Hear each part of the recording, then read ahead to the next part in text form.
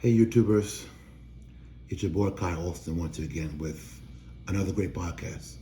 I'm here with Dr. Dwayne Seymour, the PhD, a social worker. Good afternoon, Doctor. Hi, how are you? Oh, good.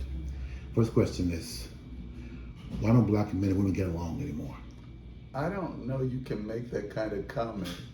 There are black men and women that have great relationships that really get along, and there are couples that don't get along. I think that we operate at the same level as any other population. If anything, poverty, racism, all of the pressures that come with those things make relationships more difficult to have, but I don't think it makes black men and women inherently different from any other group. Well, to some degree it does because, our culture by design is the matriarch. I said it because the numbers prove that 72% of our children today are born out of wedlock. That they're born out of wedlock, Yeah. because you can look at any number of sociological factors that Right. cause that to happen. For instance, a mother having children because there's some kinds of social benefits to having children. Right. They might be able to get welfare, might be able to get some more benefits out of the system, Section 8. housing, all of those kinds of things. So that may be one determination. Another determination is, even though there may have been a sexual relationship between the male and female, even though there was a sexual relationship, it doesn't mean that there was love involved. So the mother may elect to have a child because she doesn't believe in abortion, okay? But that doesn't mean that the relationship between the man and the woman was necessarily a good one. Right, exactly. Why do you feel only 50% of black boys today graduate high school? Well, 50%, they graduate high school. I mean, it may be, the number may be changing. I think that a lot of black males are more committed to education than they were in the past. They understand there's a correlation between making money, having a decent living, and having a good education. So I don't know if necessarily those numbers are correct. However, the number is low because, again, there are home life issues, community issues, and issues in the school setting itself that black boys have to navigate in order to perform effectively, perform at a high level in an academic environment. So those things are barriers to them graduating. Right. And poverty plays a big role in kids not being able to achieve a certain level of success. Poverty causes a lot of distractions, a lot of social ills that come from poverty, and black males, as is black families, are disproportionately, as are black families, are disproportionately poor. Right. And what happens is too, the schools are usually female based, Boys have testosterone and they're a little more, boys are hands on with things, We learn differently from girls. So that could be it too as well. I mean, I think learning is learning. Right. Reading is reading. I mean, I don't think boys learn to read any differently than girls. I think what happens is boys are treated differently than girls. Right. Okay, girls are expected to be more academically inclined. Boys are expected to be more athletically inclined.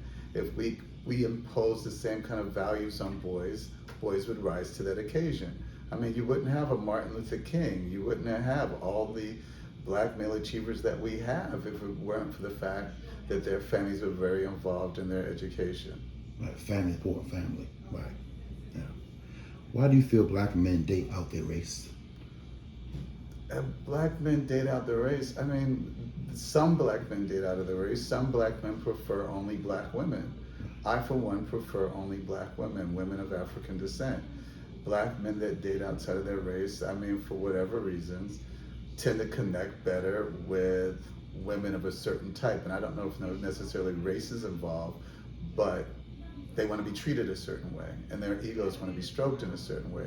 I don't know, when you come from an oppressed environment dealing with a lot of adversity, I don't know if the women are equipped to care for males the same way a woman that grows up in privilege does.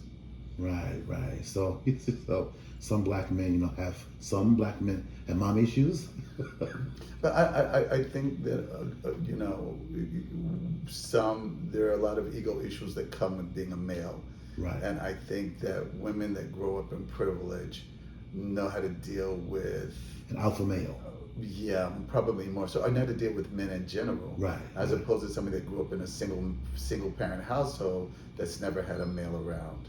Right. Are people born gay? That's a difficult question. I mean, I think that many roads to this kind of sexual orientation, you have to walk in somebody's shoes to actually understand what they've been through. So if somebody has been groomed into certain sexualities, a certain kinds of sexual behaviors. If somebody was born, some people were probably born that way and they have hormonal issues. There are any number of reasons how somebody ends up having a sexual preference. I'm not an expert in that area.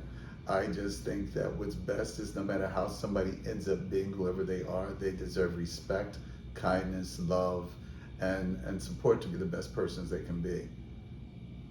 You think sexual abuse can play a factor in sexual orientation? For some. I'm not saying for all. The thing about it is if you've groomed a child in a way that they find that kind of sexual activity pleasurable, it's difficult, I think, for them to sort of veer off of it because they've been groomed and conditioned to appreciate and like that kind of activity. Right, exactly. So, there are any number of reasons how people end up that way. So my thing is that we should each treat people the way we want to be treated and not pass any judgment. Because you first have to walk in somebody's shoes Right. to understand what they've been through. Right, right. So at the end of the day, it doesn't matter how they got there. The fact is they're there now, and respect them for that difference. Right. Are black men prone to violence? Oh God, no more than any other group. Given circumstances and certain conditions, people in general can be prone to violence. So it doesn't matter. I mean, this is a human question. This is not a black question. Right. Well, studies have proven black men, are more oppressed and we have more testosterone. So I think we're a little more prone to violence, a little more. No. Just, not really? No. We're not prone to anything.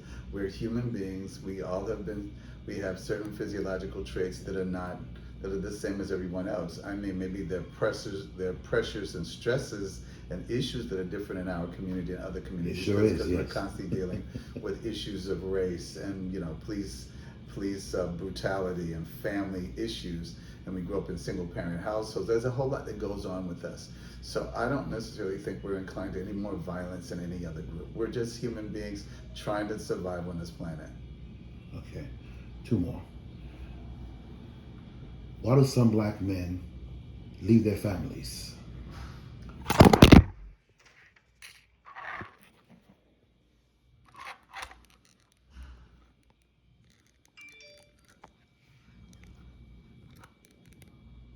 ahead. Yeah, the question was, why do black men leave their families? Why do some black men leave their families? Maybe there's significant personality differences and conflicts between them and their women. And then on top of that, maybe there are economic pressures where they can't take care of or be the man they want to be with their women because they simply can't bring financial resources to the relationship. So, and they can't be supportive and loving in a way that satisfies the woman. So, they abort. Right, right. Speaking of finances, how can the black community build wealth? Through getting skills. You get skills as a plumber, you get skills as an electrician, you get skills as a car mechanic, you get skills as a doctor, you get skills as a lawyer, you get skills as a teacher. Get skills. Pursue a profession. Learn how to become a shoemaker. Learn how to do something that the community can need. That's how you build wealth, by getting money and saving money and not spending money on nonsense like designer clothes. Right. Saving your money, putting it in the bank and investing it and not spending it on nonsense like Gucci bags and Gucci shoes. Right. You're giving Gucci your money, you're giving BMW your money rather than putting your money in the bank and watching it grow. And bling bling. Yeah. Yeah, okay. Thank you, Mr. Doctor. Okay. Thank you much. Okay. Okay, YouTubers, I'm signing off. Okay.